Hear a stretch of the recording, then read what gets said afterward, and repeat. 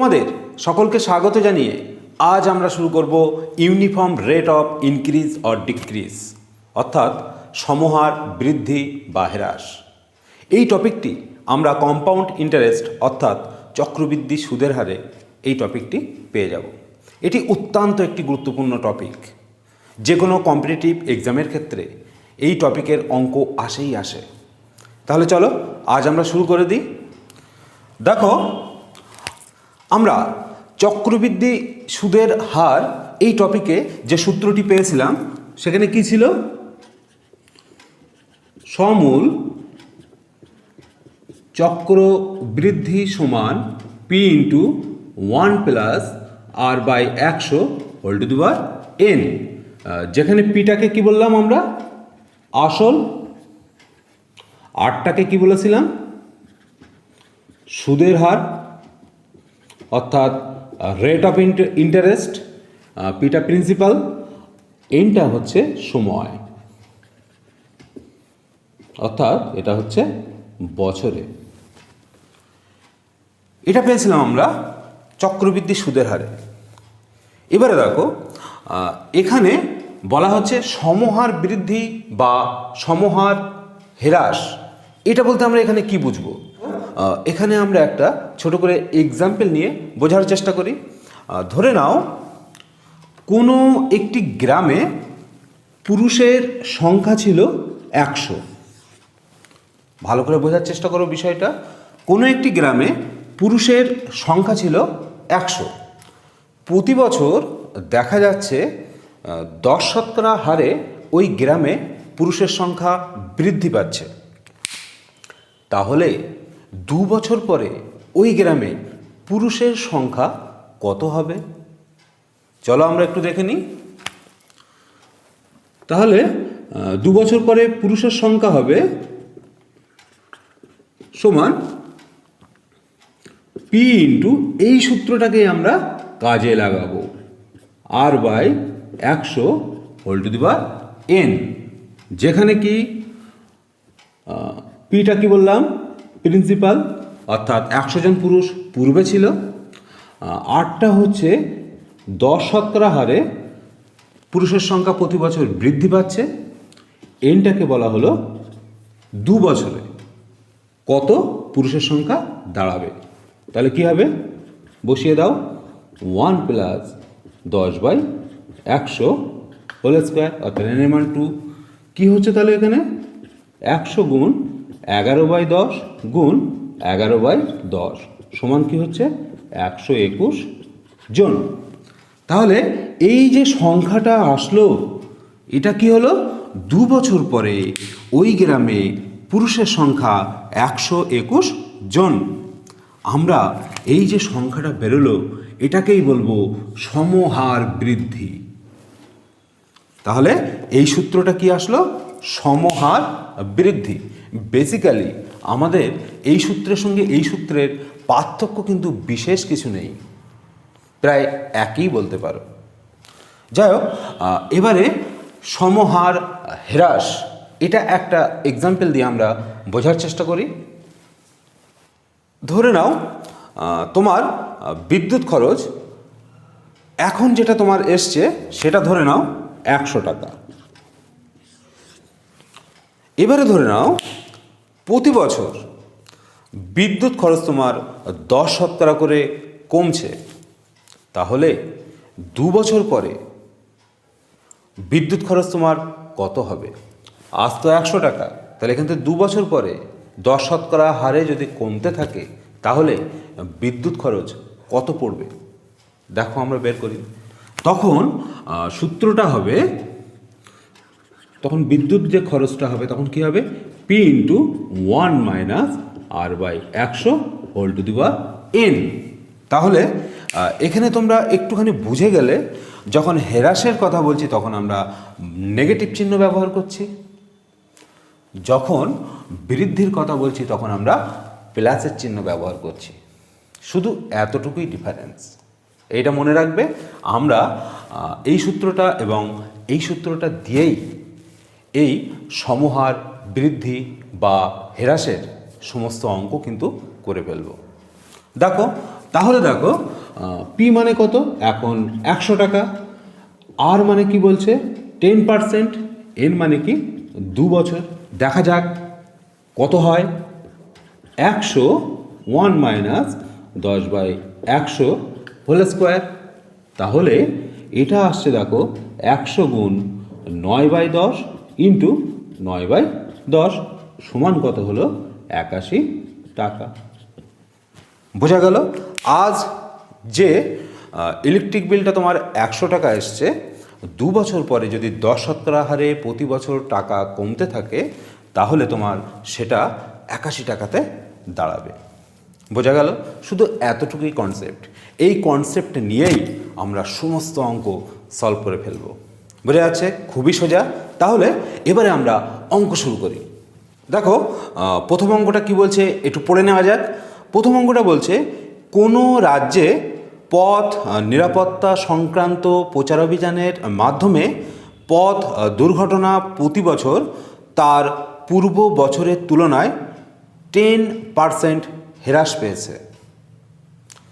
বর্তমান বছরে ওই রাজ্যে যদি 2916টি পথ দুর্ঘটনা ঘটে তবে 3 বছর পূর্বে ওই রাজ্যে দুর্ঘটনার সংখ্যা কত ছিল? দেখো তোমাদের এই অঙ্কটা শুরু করার আগে একটা কথা বলে রাখি, তোমাদের এই ধরনের অঙ্কগুলো হয়তো তোমাদের বুঝতে এবং অঙ্কটা করতেও সোজা লাগবে, কিন্তু তোমাদের একটা যে সমস্যা দেখা দেয় সেটা হচ্ছে ক্যালকুলেশনের ক্ষেত্রে। ক্যালকুলেশনটা একটু বড় হয়ে যায়, গুণটা আমাদের অনেক সময় বড় করে করতে হয়। তোমাদের একটু বলে রাখি, তোমরা যদি একটু ছোটোখাটো ট্রিক্স ফলো করো ক্যালকুলেশনগুলো কিন্তু নিমেষে করে ফেলতে পারবে। সেটাও একটু লক্ষ্য রাখার চেষ্টা করো। আমি চেষ্টা করছি তোমাদের ওই ক্যালকুলেশনগুলোকে কত সহজে করে দেওয়া যায় একটু দেখো। তাহলে দেখো এখানে আমরা কি পেলাম, বর্তমান পথ দুর্ঘটনার সংখ্যা 2916। প্রতি বছর 10% হারে পথ দুর্ঘটনা কমছে। কত বছরে? 3 বছর পূর্বে। তাহলে ওই পথ দুর্ঘটনার সংখ্যা কত ছিল? দেখো এখানে তো তোমরা সূত্রটা বুঝতেই পেরেছ। তাহলে সম হার হ্রাস, এইটা মানে আমরা কি পেলাম, p into 1 minus r/100 whole to the power n। সম হার হ্রাস মানে কত, বর্তমানে কত 2916।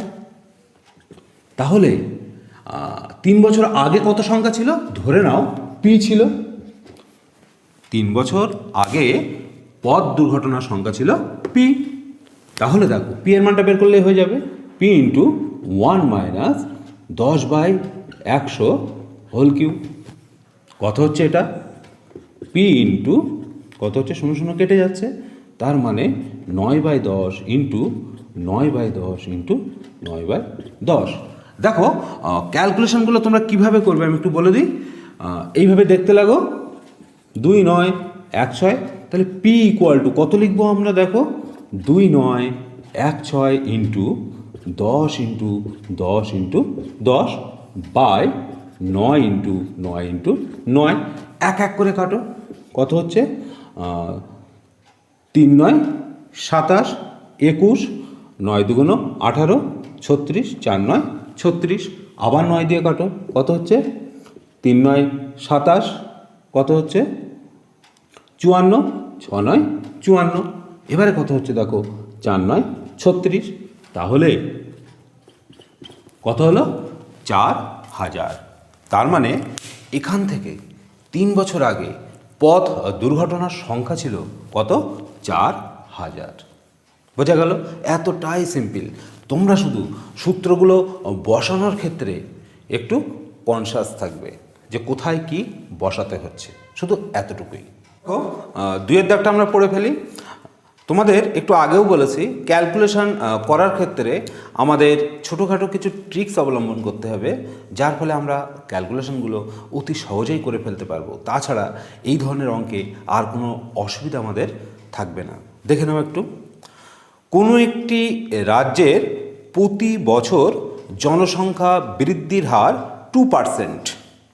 বর্তমান জনসংখ্যা 8 কোটি হলে 3 বছর পরে ওই রাজ্যের জনসংখ্যা কত হবে? তার মানে বুঝতেই পারছো, বর্তমান জনসংখ্যা 8 কোটি, যদি জনসংখ্যা বৃদ্ধির হার 2% হয়, 3 বছর পরে ওই রাজ্যের জনসংখ্যা কত হবে? বোঝা গেল? তাহলে দেখো 2 দাগ, আমরা কি জানি? সমহার বৃদ্ধি সমান p into 1 plus r by 100 whole to the power n। এবারে দেখো পিটা কত? 8 কোটি,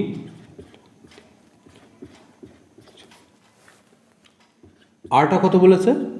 2%, এনটা কত? 3 বছর।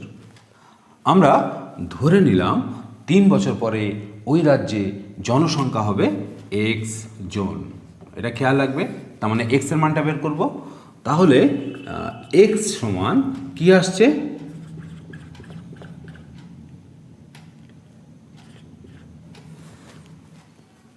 গুণ 1 plus 2/100 whole to the power cube. বোঝা গেল? এবারে দেখো ক্যালকুলেশনটা আমরা কিভাবে করছি।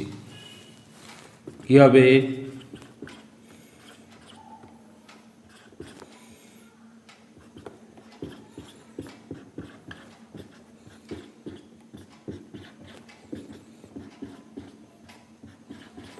ক্লিয়ার? এবারে দেখো তাহলে কী পড়ে থাকলো এখানে? 80 ইন্টু 102 হোল কিউব। কী হবে দেখে নাও।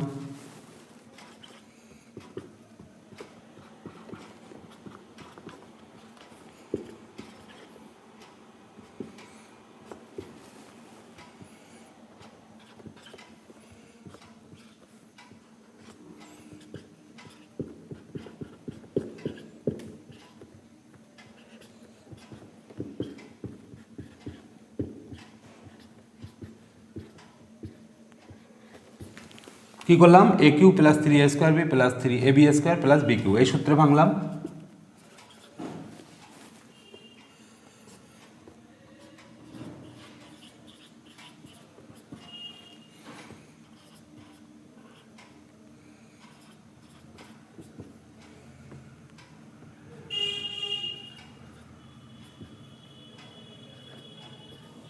বোঝা গেল?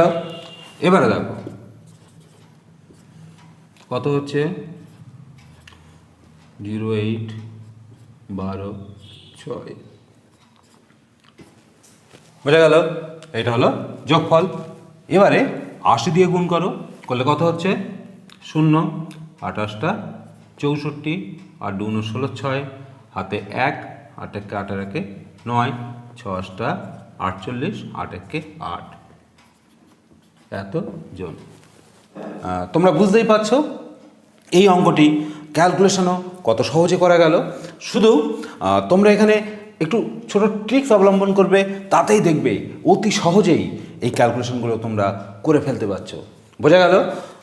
এবারে আমরা করব 3 দাগ। 3 দাগ কী বলছে?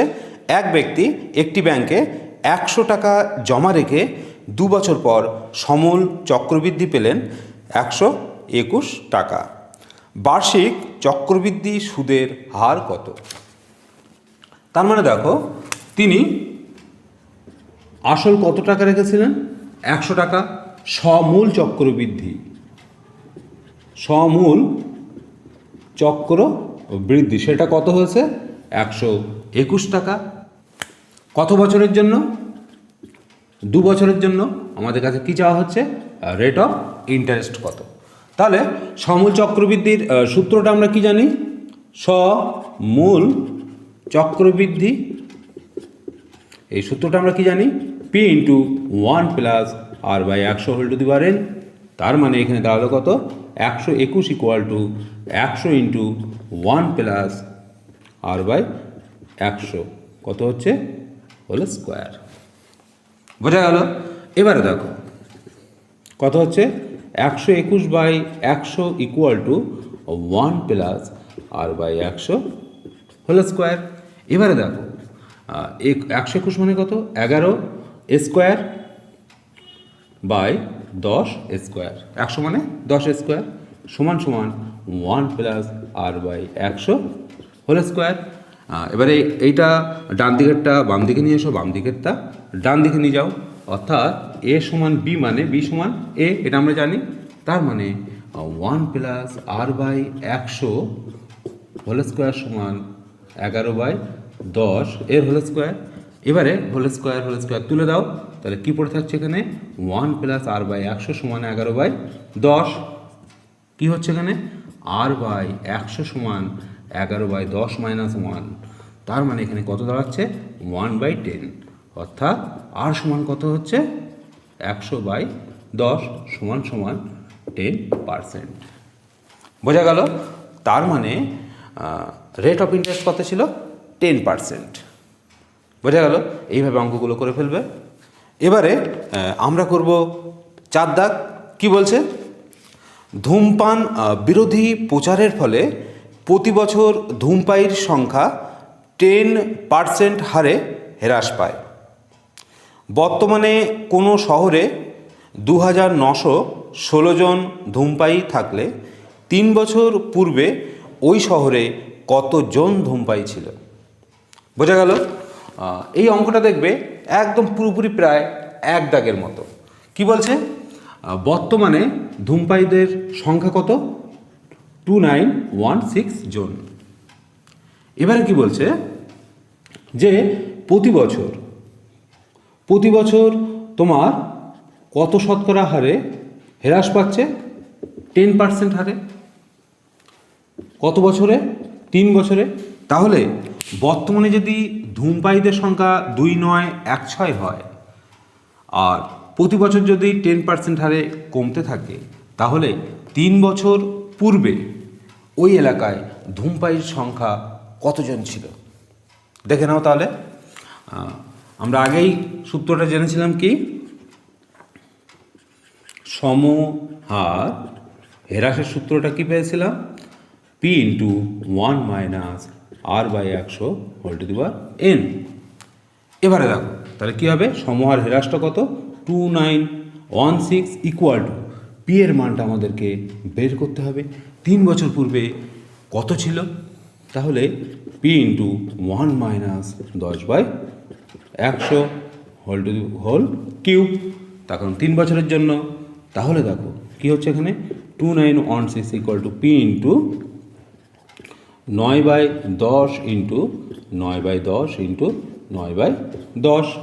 তাহলে p সমান কত হচ্ছে 2916 into 10 into 10 into 10/9 into 9 into 9 কত হচ্ছে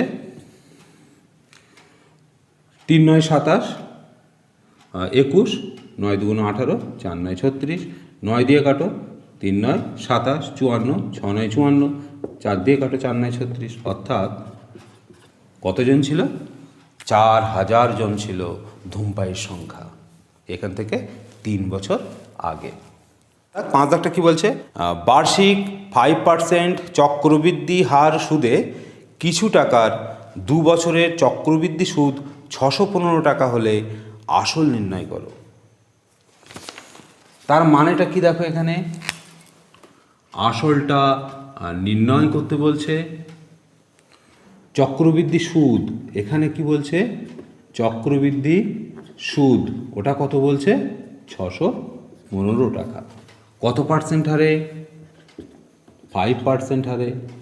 বছরের জন্য n সমান 2 বছরের জন্য। বোঝা গেল? এখানে একটা জিনিস খেয়াল রাখবে, এখানে কি ছিল সমূল বৃদ্ধি সমান কি p × 1 plus r/100 whole to the power n, সমূল চক্রবৃদ্ধি এটা। এবারে দেখো এটা সমূল চক্রবৃদ্ধি, আর এখানে কি আছে শুধু চক্রবৃদ্ধি সুদ 615। তার মানে আমি যদি শুধু এখানে চক্রবৃদ্ধির সূত্রটা লিখি তাহলে সূত্রটা কি হবে, P into 1 plus r by 100 সমূল চক্রবৃদ্ধি থেকে আমি আসলটা বাদ দিয়ে দিলাম, তাহলে শুধু কি পাবো, সুদ হলো। এবারে ক্যালকুলেশন করো, দেখো শুধু সুদ কত, 615। আমাকে কার মান বের করতে হবে, পি এর মান বের করতে হবে।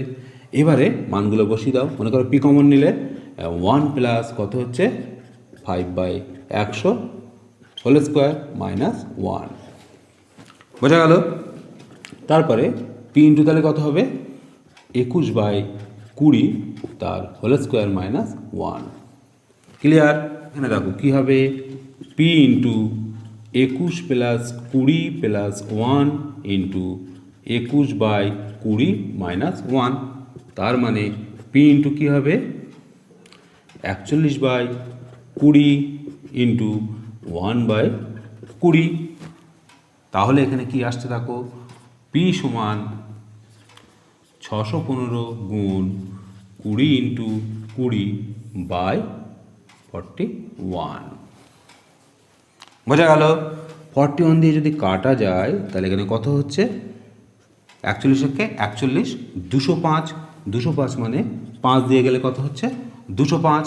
এবারে দেখো কত হচ্ছে 15 দুগুণ 30, 300 ইন্টু 20, তার মানে কত হলো 6000।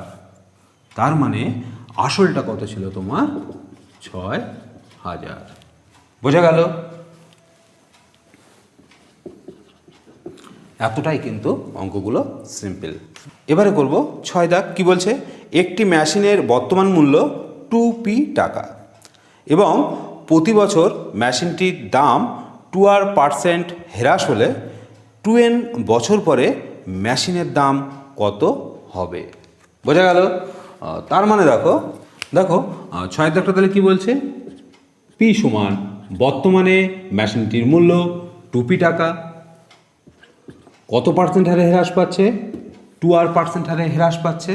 কি বলছে 2n বছর পরে ওই মেশিনটির মূল্য কত হবে, বোঝা গেল। তাহলে দেখো কি হবে, এখানে সমহার হ্রাস সমান p into 1 minus r/100 whole to the power n, এটা হচ্ছে আমাদের ফর্মুলা। তাহলে দেখো এই যে সমহার হ্রাস, এইটাই কিন্তু আমাদের যে মানটা বেরোবে সেইটা বের করতে হবে। তা ধরে নেই এই সমহার হ্রাসটা হচ্ছে x টাকা হবে, তাহলে x এর মান বের করতে পারলেই আমাদের উত্তর বেরিয়ে যাবে। তাহলে p সমান কী হলো 2p ইন্টু 1 মাইনাস r এর জায়গায় কী বলছে 2r/100 whole to the power n, মানে কি বলছে 2n। তার মানে 2p 1 minus r/50 whole to the power 2n টাকা। তাহলে মেশিনটির 2n বছর পরে মূল্য হবে 2p into 1 minus r/50 whole to the power 2n টাকা। এবার আমরা করব 7 দাগ। কী বলছে, একটি কারখানার একটি মেশিনের মূল্য 1,80,000 টাকা। মেশিনটির মূল্য প্রতি বছর 10% হ্রাসপ্রাপ্ত হয়, 3 বছর পরে ওই মেশিনের মূল্য কত হবে, বোঝা গেল। তাহলে কি বলছে প্রতি বছর কত পার্সেন্ট হারে হ্রাসপ্রাপ্ত হয়, 10% হারে। তাহলে বর্তমানে মেশিনটার মূল্য কত বলছে 1,80,000, কত বছর পরে বলছে 3 বছর পরে, কত পার্সেন্ট হারে হ্রাস পাচ্ছে 10% হারে। তাহলে মেশিনটির মূল্য কত দাঁড়াবে, তোমরা জানো সেই একই জিনিস, সমহার হ্রাস সমান কি p into 1 minus r/100 whole to the power n। তার মানে তোমার কী হবে, এখানে 1,800 1 মাইনাস 10/100 হোল কিউব, তার মানে কত হবে 18 4 0 ইন্টু 9/10 ইন্টু 9/10 ইন্টু 9/10 কত হবে 1 2 3 1 2 3। এবার কী হবে একটা 9 দিয়ে গুণ করে নাও 9 0 0 8 9 72 2 হাতে 7 9 কে 9 7 16 ইন্টু 9 ইন্টু 9। আবার একটা 9 দিয়ে গুণ করে নাও 9 0 0 9 2 18 8 হাতে 1 6 9 54 কে 55 5 হাতে 5 9 কে 9 5 14 ইন্টু 9 সমান সমান 9 0 0 8 9 72 2 হাতে 7 5 9 45 45 আর 7 52 52 2 হাতে 5 4 9 36 আর 5 41 এর 1 হাতে 4 9 কে 9 4 13 এত টাকা। বুঝতে পারছো? তোমরা যদি এইভাবে স্টেপ বাই স্টেপ ক্যালকুলেশনগুলো করতে থাকো তাহলে দেখবে পাশে অত বড় বড় গুণ তোমাদের করতে হবে না, শুধু একটু ক্যালকুলেশন করার সময় কনসাস থাকবে যে আমি কত সহজে এই ক্যালকুলেশনটা বের করতে পারবো। ক্লিয়ার? আমরা করব 8 দাগ। কী বলছে? একটি মোটর গাড়ির মূল্য 3 লাখ টাকা। একটি মোটর গাড়ির মূল্য 3 লাখ টাকা। গাড়িটির বাৎসরিক অপচয়ের হার 30% হলে 3 বছর পরে গাড়িটির কী দাম হবে? বোঝা গেল? তাহলে বলছে গাড়িটির বর্তমান দাম 3 লাখ টাকা। ক্লিয়ার হলো? কত টাকা বলছে? 3 লাখ টাকা। এবারে বলছে প্রতি বছর অপচয়ের যে রেটটা হচ্ছে 30% হারে অপচয় হচ্ছে দামের, তার মানে এখান থেকে 3 বছর পরে ওই গাড়িটির দাম কত হবে? কি হবে তাহলে? সমহার হ্রাস, এটাই হবে আমার উত্তর। সমহার হ্রাসটা বের করলে উত্তর বেরিয়ে যাবে। কি হবে? P into 1 minus r by 100 whole to the power n। তার মানে এখানে কত বসাবে? 3 lakh into 1 minus 30/100 whole cube. এবারে দেখো কত হচ্ছে এখানে ইন্টু কত হবে 7/10 ইন্টু 7/10 ইন্টু 7/10। বোঝা গেল? এবার ক্যালকুলেশনটা আমরা করে ফেলবো।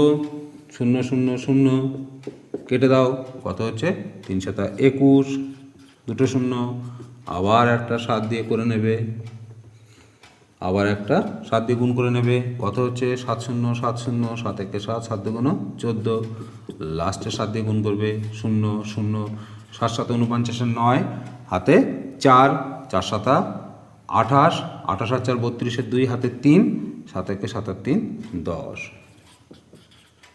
বোঝা গেল? তার মানে যে গাড়িটার আজকের মূল্য 3 লাখ টাকা সেই গাড়িটার 3 বছর পরে 30% করে যদি দামটা কমতে থাকে তাহলে সেই গাড়িটার দাম কত আসবে? 1,02,900 টাকায় এসে পৌঁছাবে। বোঝা গেল? এতটাই সিম্পল। দেখো 9 দাগটা কি বলছে? আমার কাকার কারখানার একটি মেশিনের মূল্য প্রতি বছর 10% হারে হ্রাসপ্রাপ্ত হয়।